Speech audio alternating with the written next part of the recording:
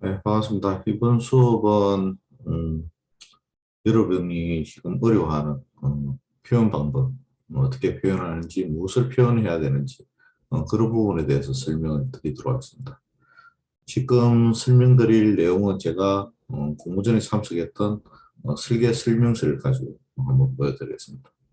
우리 기성세대들은 공모전을 할 때 어떻게 하냐면 제출 서류가 지금 보여주는 설계 설명서를 제출하는 경우, 또 다른 방법은 여러분 같이 판넬을 만들어 가지고 애완 판넬 두 장 또는 네 장을 표현해 가지고 하는 방법이 있기도 합니다.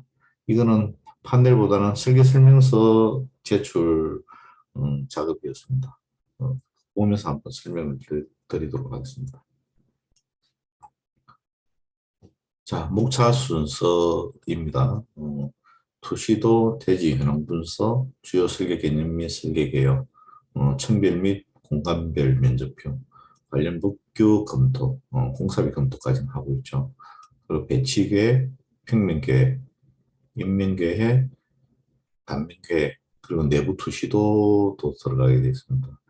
그리고 저희가 표현하는 저번에 배웠죠. 장애물 없는 생활환경 계획 부분, 그리고 구조계획, 그리고 효율적인 에너지 전략과 신재생 에너지 활용 계획 등을 하고 있습니다. 전기통신 소방도 간략하게 들어가고 있습니다. 여러분들이 지금 대부분 다 검토하는 내용이죠, 그죠? 음, 다음 장 보겠습니다.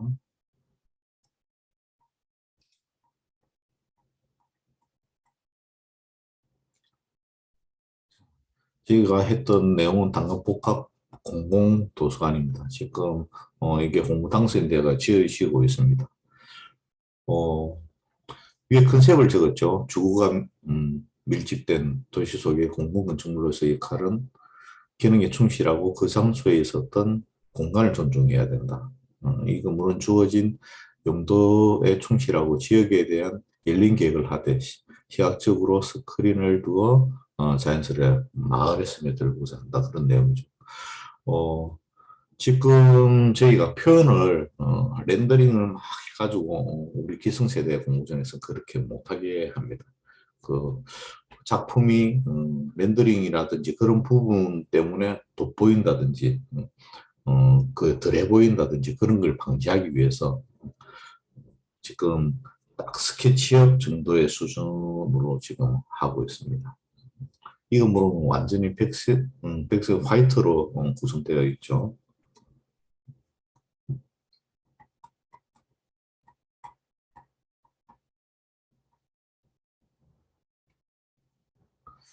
대지 현황 분석입니다. 여러분이 하시는 대상지 들여다보기, 대지에 대한 이해도, 단감 복합 고분 도서관 부지는 일반 상업지역 제2종 일반 주거지역으로 주변이 저층 주택으로 둘러싸여 있다. 여러분들도 똑같이 이런 걸 표현을 해야 됩니다. 주변이 어떻게 되는지 조사도 굉장히 많이 했죠.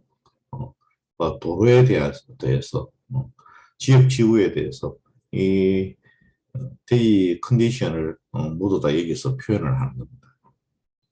그리고 밑에서는 이거는 뭐 학생들 경우에는 잘 안 하는데 저희 같은 경우는 배치 계획의 제한 조건 분석도 하기도 합니다. 뭐 향에 대한 분석, 일조 사선에 의한 건축 제한, 어, 도서관으로서 용도에 대해서 건축 제한, 어, 도서관이 이제 서양 직사 방선에 굉장히 약하죠. 어, 그리고 기존 주거 지역의 건물에 대한 장문 제한, 우리 인접한 건물들이 우리 대지를 향해서 개구부가 많을 때, 채광 면적이 많을 때 그 부분도 고려해야 되는 부분.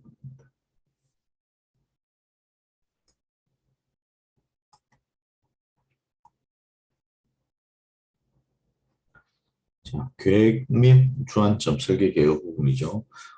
이 부분도 여러분들은 정리를 잘 해야 되는 부분입니다. 내가 이 설계를 무엇을 권장하는지, 무엇을 지향하는지, 그걸 명쾌하게 설명을 해야 되는 부분입니다. 저희 같은 경우에는 비워진 공간 체험의 장소가 주제였고, 그 밑으로 보면 머물 수 있는 생활문화센터, 그리고 공공건축물의 디자인의 대중화에 대해서 설명을 하고 있습니다. 어, 이 공공건축물의 디자인의 대중화에 대해서는 제가 모든 공모전에서 계속 이야기하고 있는 부분인데, 어, 여러분들이 보면 알 수 있을 겁니다. 기존 건축물들이 대부분 화려한 재질을 가진 음, 센터들이 많습니다. 주민잔치센터든 어떤 도서관이든. 그래서 그 부분에서 저는 항상 그 이미지에서 탈피해서 그냥 간단하게 도시에서 표현할 수 있는, 공간이 표현할 수 있는 백색의 노출 콘크리트를 사용하도록 하고 있습니다. 거기서 무게감을 조금 더하면서 조형미를 가지는 그런 형태의 디자인을 많이 권하고 있죠. 그래서 이 백색의 건축물 같은 경우에는 전국적으로 봐도 사실은 유명하다. 우리가 굉장히 건축적인 가치를 많이 둔다는 건물들이 대부분 백색이라든지 회색 톤을 건물을 많이 가지고 있습니다.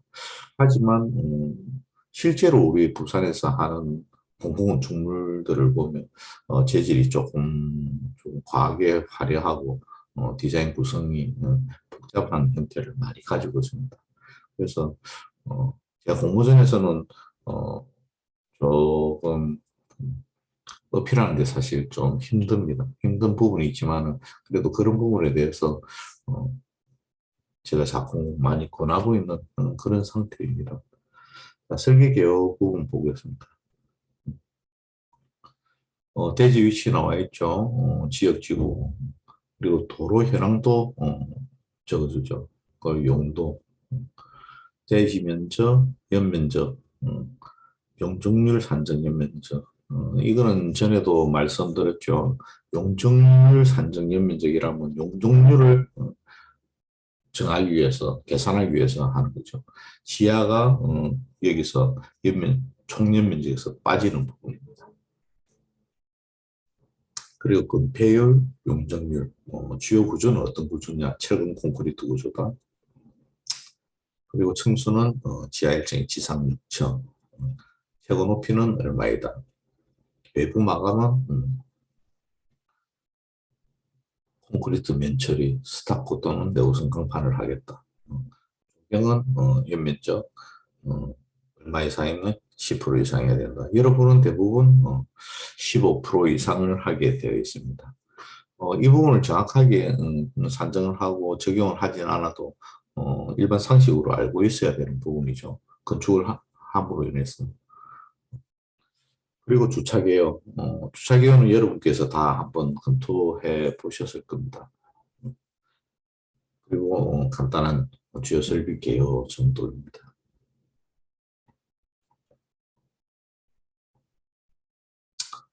층별 및 공간별 면적표가 항상 들어가고 있습니다.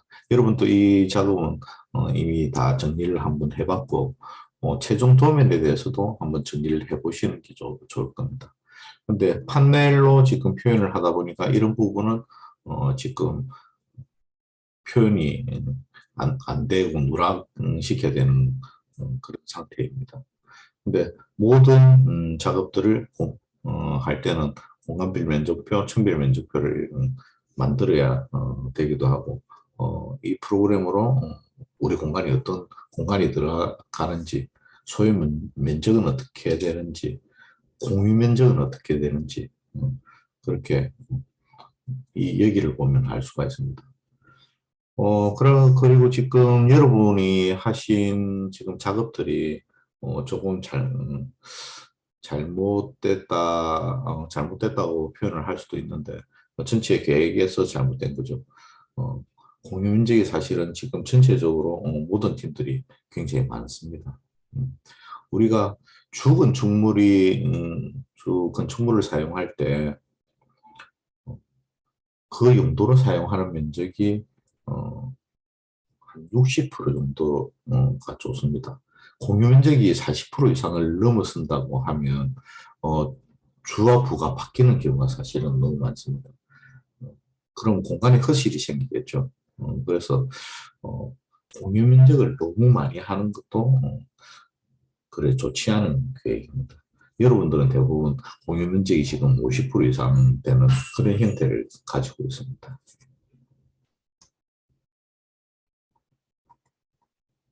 자, 관련 법규 검토 및 공사비 검토 부분입니다. 공사비는 여러분 하시는 부분이 아니니까 두고 관련 법규 검토 부분입니다.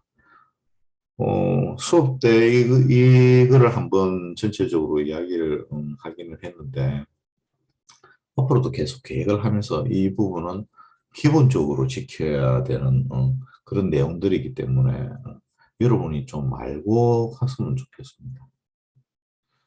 어, 크게 보면 저희가 적용하는 법이 국토 이용에 관한 법률, 그리고 건축법,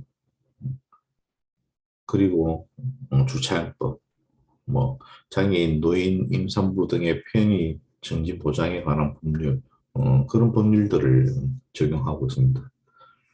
국토 이용에 관한 법률은 여러분이 건축법으로 착각하는 건폐율 용적률을 국토 이용에 관한 법률로 적용하고 있습니다.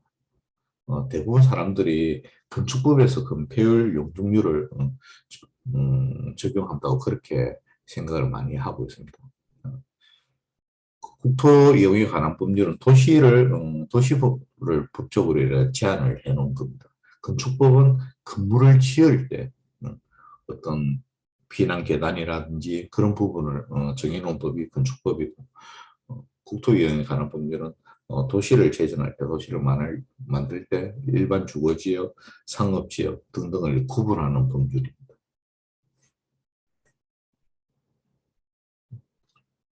자, 그럼 폐율 용적률을 하시는 방법을 알고 부설 주차장도 산정하는 방법을 여러분은 알고 있습니다. 좀 전에 이야기했듯이 대지안의 적용 부분도 우리는 15%, 건물 규모에 따라 가지고 5%, 10%, 15%로 정하고 있습니다. 구조 계산은 반드시 돼야 되는 거고요. 직통 계단의 설치, 이 부분도 수업 중에 설명을 드리는데 우리 규모 같은 경우에는 직통 계단이 반드시 2개 이상 있어야 되는 구조를 가지고 있습니다.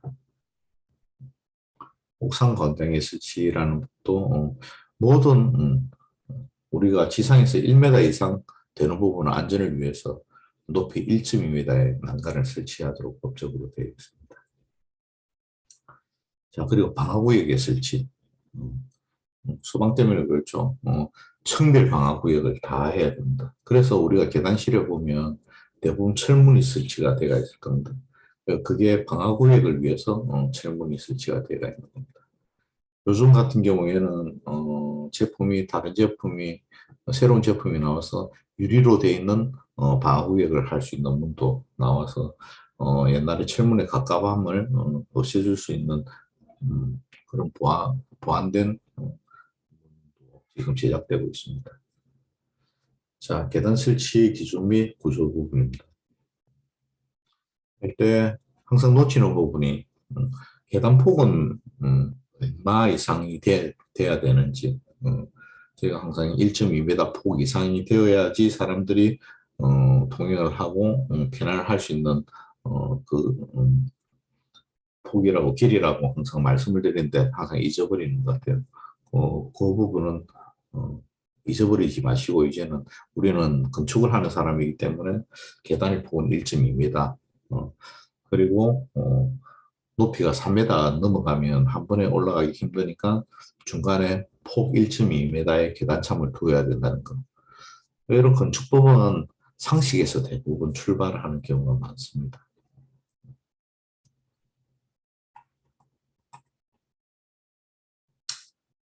자, 배치도 부분입니다. 어, 배치도, 평면도, 단면도 모든 게 표현하는 톤도 굉장히 중요한 부분이 있습니다. 이 배치도에서는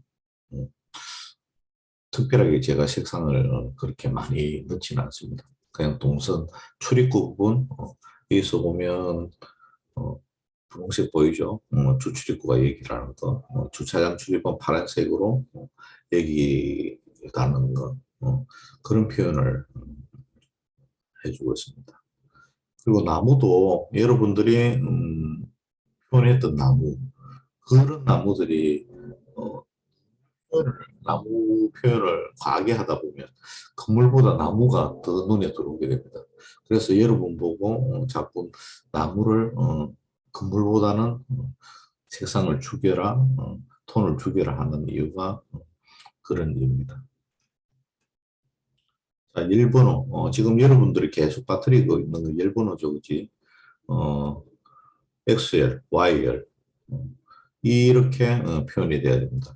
이 열번호나 번호가 숫자가 너무 크면 그것도 그 건물을 이래 눈에 못 띄게 하는 행위이기 때문에 이 일본어도 적당한 크기를 사이즈를 잘 선택을 해야 됩니다. 여러분이 대부분 지금 선택하고 있는 일본어가 굉장히 큰 경우를 많이 가지고 있습니다.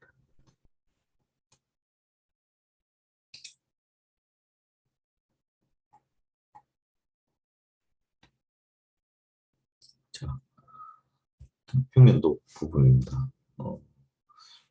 평면도도 그 배치도하고 비슷하게 이 경우는 톤을 많이 죽였습니다. 많이 죽이고 전체 동선 위주로 설명을 하도록 하겠습니다. 그리고 여기서 보면 벽체 솔리드가 다 되어 있죠. 이 벽체 솔리드는 평면 단면에서 굉장히 중요한 부분입니다. 벽체 솔리드를 넣느냐 안 넣느냐에 따라서 전체 구역이 명확하게 눈에 보이거나 또는 보이지 않기 때문에 이 솔리드를 굉장히 잘 넣어야 됩니다.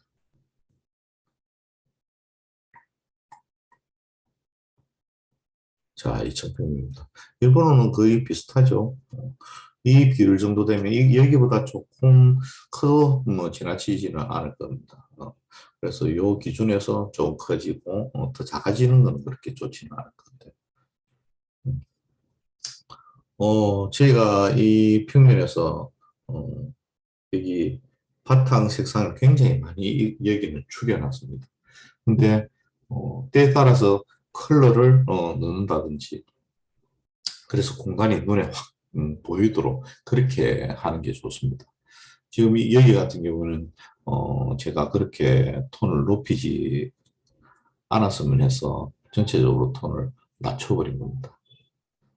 그리고 여기서 이렇게 자세히 보시면 어, 내부 벽보다 외부 벽이 조금 더 좀 굵은 느낌이 있을 수 있습니다. 그래서 이게 외부 벽이 내부를 감싸고 있는 그런 느낌을 제대로 표현을 해주기 위해서 내부 벽보다는 외부 벽을 조금 더 넓게 표현을 해주고 있습니다. 외부 벽은 마감도 포함이 되기 때문에 사실 외부 벽의 표현이 조금 더 굵게 되는 게 맞다고 보고 있습니다. 이거는 2층 평면도로 2층에 올라와서 어린이 자료실, 어떤 어린이들이 사용할 수 있는 공간, 바닥 난방이 된 공간, 그리고 또 별도의 이야기 공간이 그렇게 주어졌습니다. 여기서 특징을 보면 다른 부분보다는 손 씻는 곳이 화장실에 있는 게 아니라 여기에 나와 있는 부분입니다. 도서관에서 책을 읽는 공간이면 모든 사람들이 많은 사람들이 책을 읽기 때문에 책을 보기 전에 반드시 손을 씻는 게 맞다고 생각을 하고 있습니다. 그리고 각 도서관들이 손 씻는 곳을 많이 마련하고 있는 그런 추세이기도 합니다. 우리 이게 어디서 맨 처음에 나왔냐면 우리 기적의 도서관이라고 있습니다. 기적의 도서관 순천 기적의 도서관부터 한 15년 정도가 지난 것 같기도 한데 굉장히 15년, 20년 또 더 된 것 같습니다. 그래서 어린이 도서관, 전문 도서관이 이제 만들어졌습니다. 그 도서관이 만들어지면서 그 건축가가 정경이라는 건축가가 있었는데 그 건축가가 생각하면서 도서관의 문화를 바꿔야 된다. 도서관을 들어올 때는 맨 처음에 해야 될 행위는 손을 씻어야 된다. 그 위생관리 부분에서 굉장히 신경을 많이 쓴 부분이죠. 그리고 도서관에서는 어린이 도서관 같은 경우에는 자유롭게 책을 읽어야 된다. 옛날에 우리 어릴 때는 책상에 앉아서 책을 읽는 게 정석이었죠. 근데 지금은 전국에 있는 어린이 모든 도서관들이 엎드려 볼 수 있고 앉아서 볼 수 있고 누워서 볼 수 있는 그런 시스템으로 거의 바뀌어 있죠. 그거를 한 건축가가 그 문화를 바꾸게 된 겁니다. 그래서 우리가 앞으로 설계를 하면서 어, 디자인도 사실 좋지만은 어, 우리 국민들, 서민들에게 내가 어느 건축을 함으로 인해 가지고 어떤 영향을 미칠 것인지, 내가 어떤 좋은 건축을 해가지고 어떤 행복을 줄 것인지, 그런 것도 사실 생각을 많이 해야 됩니다. 그래서 요즘에는 제 안타까운 부분이 너무 디자인 부분으로 치중해서 설계를 하는 것 같아서 좀 안타까운 부분이 있습니다.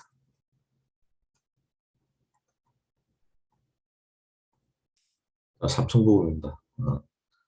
삼성에는 종합자료실, 뭐 전기간행무실, 여기도 손 씻는 곳이 있죠. 여기는 주로 어른들이 쓰는 공간입니다. 어, 일조권으로 구태된 부분은 일부 5개 휴게 공간을 사용하도록 했습니다. 여기서는 오른쪽에 어, 공간 구성에 대한 설명이 따로 되어 있습니다.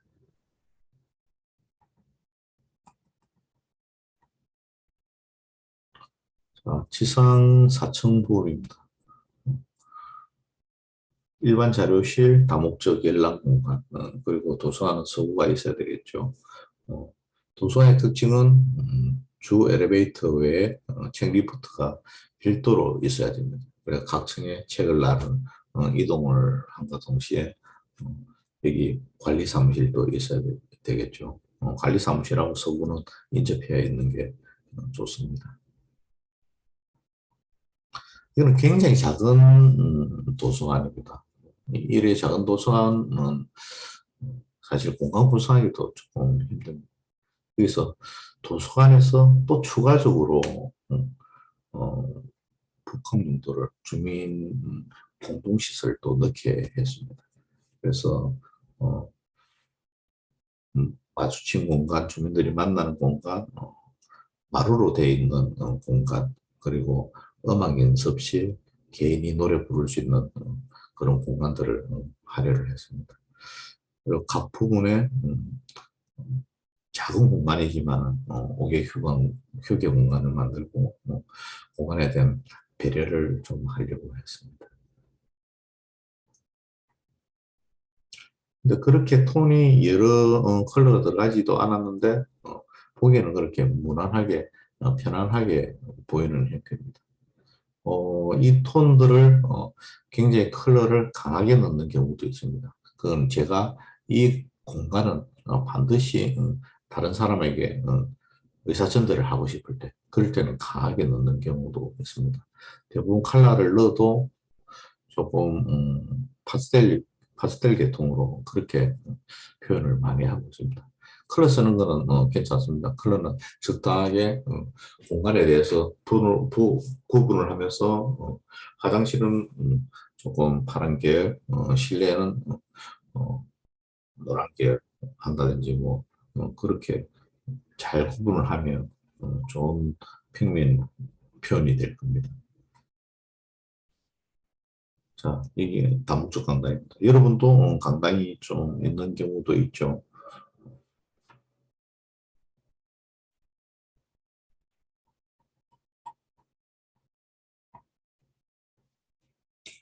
자, 인면도 부분입니다. 지금 여러분들이 대부분 어떻게 인면도를 표현해야 될지 잘 모르고 계신 분들이 많더라고요.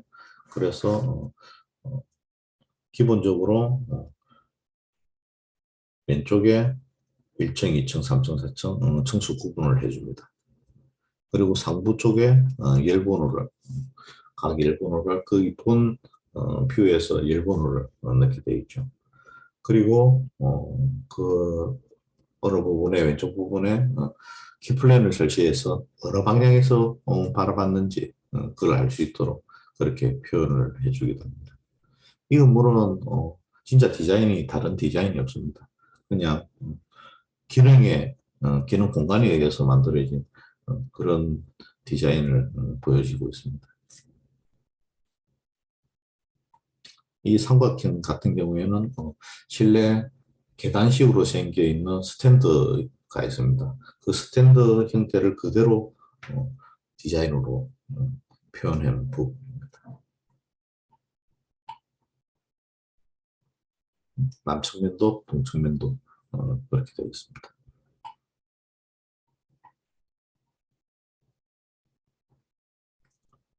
자, 다면도 부분입니다. 지금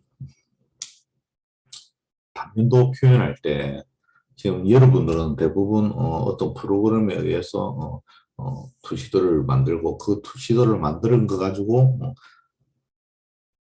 잘라가지고 단면도를 표현을 하려고 합니다.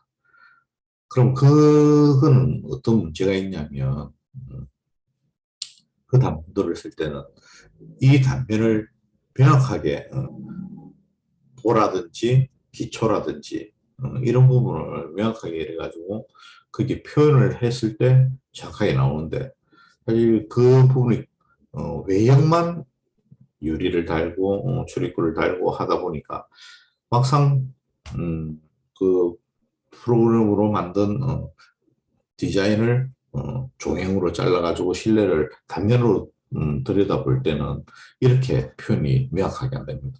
여러분들이 빠져있는 부분이 기초 부분, 기초 부분은 대부분 지하 부분, 기초 부분이 많이 빠져 있죠. 그리고 각 기둥과 기둥 사이에 연결되는 보들, 그런 부분들이 대부분 누락이 되어 있죠. 그런 부분이 누락이 되어 있으면 전문가가 보기에는 아주 학생 중에서 아마추어 작품이라고 그렇게 볼 수밖에 없습니다. 그래서 지금 구조 개선을 할 수 있는 부분은 아니지만은 기둥이 있어야 되는 위치 그리고 보가 있어야 되는 위치에는 비슷하게 표현을 해줘야 된다는 거죠. 여기 일조권 사승 검토도 해놨죠. 지금 우리가 진행하고 있는 프로젝트 중에서 일반 주지역은 대부분 그 일조권을 영향을 받고 있습니다. 해운대크 같은 경우에도 일조권을 영향을 받고 있고요.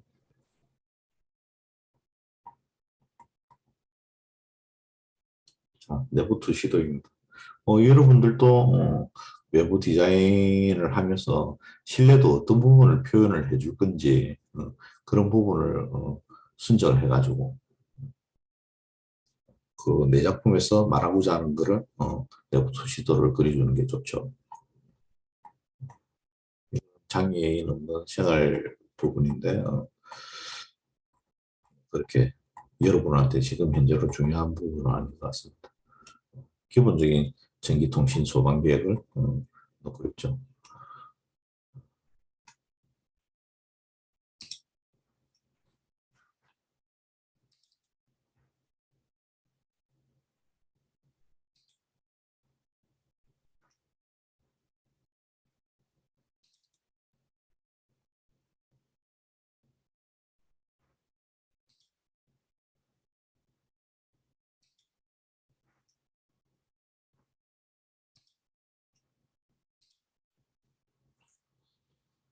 자, 설계 설명서는 그렇게 마치고 이제 우리 다음 작업을 어떻게 하냐면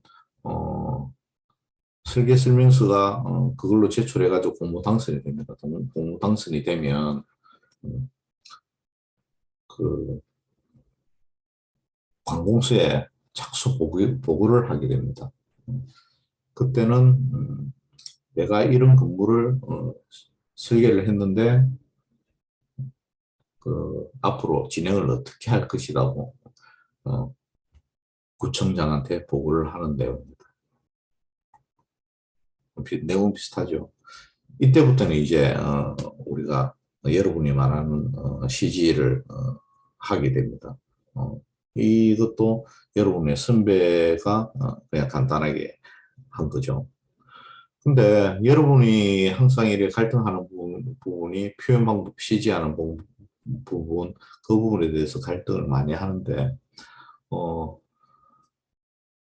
사실 이 부분은 건축에 그렇게 중요한 부분은 아니라고 저는 생각하고 있습니다. 만약에 굉장히 잘된 표현을 해야 된다 하면 전문가 집단이 있습니다. 그걸 저희가 외주를 선택을 할 수 있는 부분이기 때문에 너무 CG에 대해서 신경을 쓰는 것보다는 공간에 대해서 기능에 대해서 저는 그런 부분에 대해서 더 초점을 맞춰서 설계를 해나가는 게 맞다고 생각을 합니다.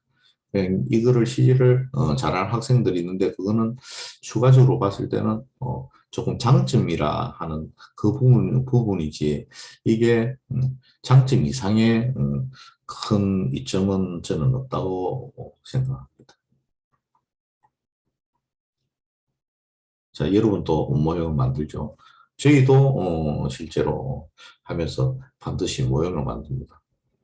어, 여러분이 학교를 졸업하고 나와가지고 설계사무소를 다니고 다음에 사무실 건축사미를 따가지고 사무실을 오픈하게 됩니다. 이거 하나는 꼭 기억을 해 주십시오. 어, 학교에서는 항상 모형을 만들고 구분을 했는데 검토를 했는데 막상 이제 사회에 나오면 그렇게 많은 사무실에서 모형을 만들지는 않습니다. 제 같은 경우에는 반드시 모형을 만듭니다. 왜냐하면 저도 사실은 확신이 잘 쓰진 않습니다. 이 모형을 만드는 이유는 남을 보여주기 위해서 사실 만드는 건 아닙니다. 제가 3D 작업을 해가지고 한번 확인을 하고 다시 한번 모형으로 만들어가지고 이 건물이 실체화됨에 있어가지고 제대로 될 것인지 내 표현이 맞는지 그런 부분을 검토하는 부분이지 건축주를 위해서 보여주는 사실은 작업은 아닙니다.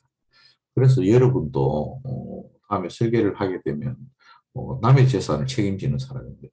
10억 또는 많게는 100억. 그런데 그거를 그런 돈을 투자를 해가지고 건물을 짓는데 모형도 한번 안 만들어보고 이 형태가 어떻게 되는지 볼륨감도 제대로 보지 않고 만든다는 것, 그거는 설계자로서 사실은 저는 공부를 다 하지 못한다고 생각을 하고 있습니다. 그래서 다음에 설계사무소에서 근무를 하고 다음에 본인이 직접 설계사무소를 경영을 할 때는 반드시 모형을 만들고 굉장히 잘 만들지 않아도 됩니다. 드라마로 만들지언정 정확하게 어떻게 지어질 것인지 내가 확신을 가지고 우리 건축주들한테 제 디자인, 제 공간을 제시를 해줬으면 좋겠습니다. 오늘 간단하게 여러분들이 어떻게 표현을 해야 될 것인지 기성세대들은 또 어떻게 표현을 하고 있는지 그거를 한번 보여드렸습니다. 앞으로 기회가 된다면 제가 했던 작품들, 제가 했던 과정들을 한번 다시 보여주는 시간을 가지도록 하겠습니다. 이상으로 수업을 마치도록 하겠습니다.